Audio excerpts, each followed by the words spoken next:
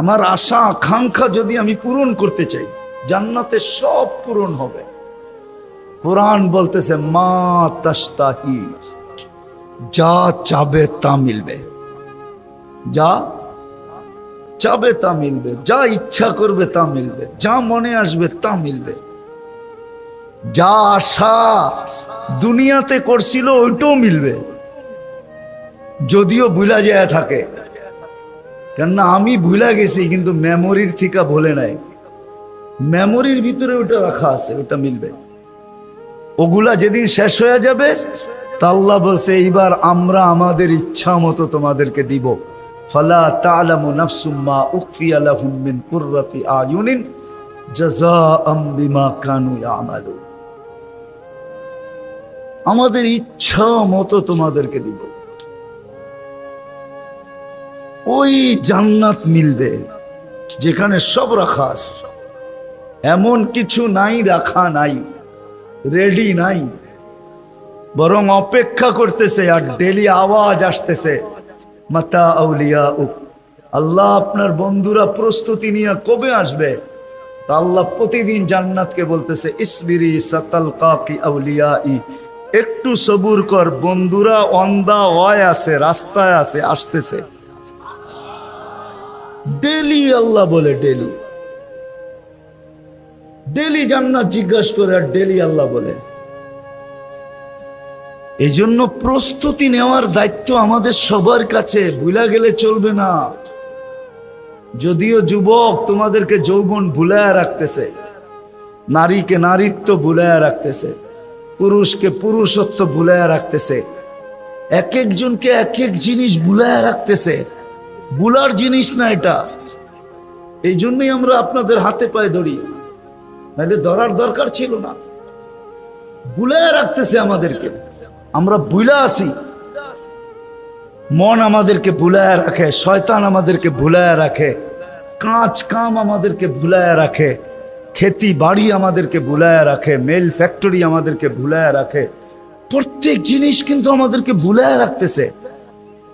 কসম খোদার ভুলা গেলে চলবে না যে আমাকে আমার প্রস্তুতি নিয়ে যেতে হবে। উম্মতে মোহাম্মদী কিন্তু আমরা।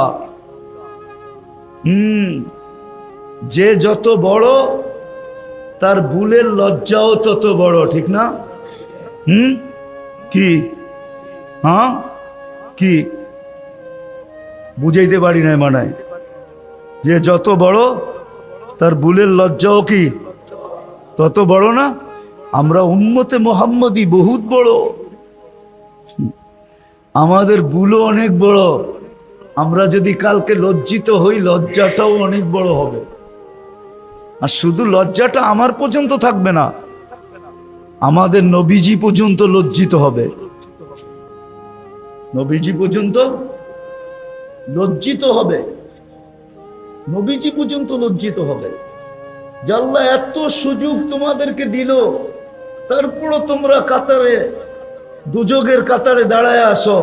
একটু আগেই তো সুযোগ দেখাইলাম, ঠিক না? এর চেয়ে সহজ কোনো সুযোগ আছে? হ্যাঁ,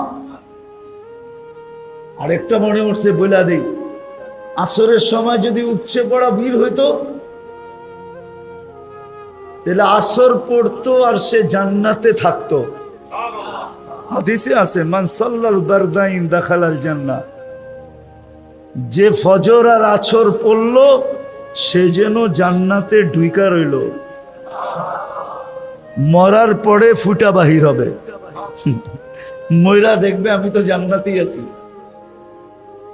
হাদিসের কথা, সহি হাদিস। তো সুযোগ তো সহজ ছিল, কিন্তু ওই যে বললাম বুলা আসি, এই বুলার থেকে বাহির হয়ে আসতে হবে। নিজের দায়িত্ব নিজেকে নিতে হবে যে আজকের থেকে আর শত ভুল হয় হোক, কিন্তু আমার জীবন গড়ার ভুল আর হবে না। জীবনে শত ভুল হইতে পারে, কিন্তু জীবন গড়ার ভুল আর, মোটা মোটা কিছু ভুল আর হবে না। যে আশা পড়া মারা গেল, নির্ঘাত জান্নাতি, নির্ঘাত। এসা পড়া মারা যাওয়া মানি এশারের নামাজ কি জানেন? আল্লাহ ডাকতেছে, চল একটু পরে তো ঘুমায়া যাবি, সকালে উঠাইলে না উঠা হবে, আর যদি না উঠাই কি কেউ উঠাইতে পারবে? হ্যাঁ পারবে মনে হয়, ঠিক না? মাদক দি না, এত কেমিক্যাল সেমিক্যাল পাওয়া যায়, ডাইলা ডুল্লা উঠে ফেলাইবো না, উঠানো যাবে না। আল্লাহ বলে না উঠাইলে আর উঠা হবে না। যদি না উঠাইলাম, বিদায় আয়, দুইজনে একটু কথা বইলা ঘুমাই। যদি তুই না উঠিস তাহলে যেন আমি বলতে পারি আমার সাথে কথা বইলেই আসছে, আমার কাছেই রাখো। কি কি করছে? আমার সাথে কথা বলে আসছে, ঘুমাইছে না, ঘুমের উঠে নাই তো, আর মনে হয় বোঝেন নাই, মৌত হয়ে গেছে। আল্লাহ বলবে আমার সাথে কথা বলেই আসছে, আমার কাছে রাখো। আল্লাহর কাছে যদি রাখবো তো কোথায় পাঠাবে? কোথায় পাঠাবে? না দুযোগে। আল্লাহর সাথে কথা বলে মরল। আর একটা শুনাই দিই, যে কি মানে কিনা ওলামায়ে কেরাম, মান কাল্লামাহুল্লাহ লাম ইউআদ্দিব, যখন আল্লাহর সাথে কথা বলে মরছে ওরে আর আল্লাহ শাস্তি দিবে না। এই জন্য সবাই ডাকছিল যে তুই তো ঘুমায় যাবি, সকালে উঠাইলে না উঠবি, না উঠাইলে চল দুইজনে কথা বলে ঘুমাই। বেনিফিট কি হবে? জান্নাত, শাস্তির থেকে মুক্তি। বিদায় আবার কিন্তু গুছায়া বলতেছি, শেষ কথা, আল্লাহ যদিও অস্তিত্ব দিছেন অসহায়, নিজে কুদরত দিয়া সাজায়া দিছেন, সুরক্ষিত করছেন, আর করতেছেন মৌত পর্যন্ত করবে। এটা আল্লাহর দায়িত্ব, কিন্তু একটা দায়িত্ব আমাদের, সেটা হলো নিজের জীবনটা নিজেকে গড়া যেতে হবে। এমন গড়া যেতে হবে যেন আমি জাহান্নাম থেকে নিষ্কৃতি পাই, জান্নাতে ঢুকার অনুমতি পত্র পাই। আরেকটা বাড়াই বলে ফেলি যে মৌতটাও যেন শাহাদতের হয়। আর আল্লাহ এই উম্মতের মৌত শাহাদতের চান কি? যদি না চাইতেন তাহলে শাহাদতের প্রকার 56টা দিতেন না। কয়টা শাহাদতের প্রকার? কয়টা? এই উম্মতের জন্য শাহাদতের প্রকার কয়টা মনে থাকবো? কয়টা প্রকার? এতগুলা দিলেন কেন বলেন না? আল্লাহ চায় কোনো না কোনো ভাবে শহীদ হইয়া আমার বন্ধুর উম্মত আসে, কোনো না কোনো ভাবে, কোনো না কোনো ভাবে। বাংলা একটা প্রবাদ বাক্য আছে, ঠিক না? আরেকবার সাদিলে খাইব, মনে হয় বোঝেন নাই। আরেকবার রাগ করছে, কিন্তু মনে মনে কইতেছে যেই খাওন রাগ কইরা থাকুন যায়, যেই খাওন দেখা মন কি কয়, দেখছস আইটেম, এনে রাগ কইরা থাকি কেমনে, কিন্তু রাগ তো কইরা ফেলাইছি। এখন মন খালি কি কয়, আরেকবার সাদিলেই, আরেকবার সাদিলেই। মনে হয় বোঝেন নাই, বুঝছেন? আল্লাহ চায় যে বন্ধুর উম্মত শাহাদাতের মৌত ছাড়া মরে কিভাবে। এই জন্য শাহাদাতের প্রকার বাড়াইতে বাড়াইতে কয়টা দিছে? 50 পারয়া 56। ও যুবক, তোমাকে পায়ে ধরি, তারপরেও যদি জীবনটা গুছায় না যাইতে পারো, গোড়া না যাইতে পারো, তাহলে কসম খোদার তোমার আমার চেয়ে বড় হতভাগা কেউ হবে না, কপাল পোড়া কেউ হবে না।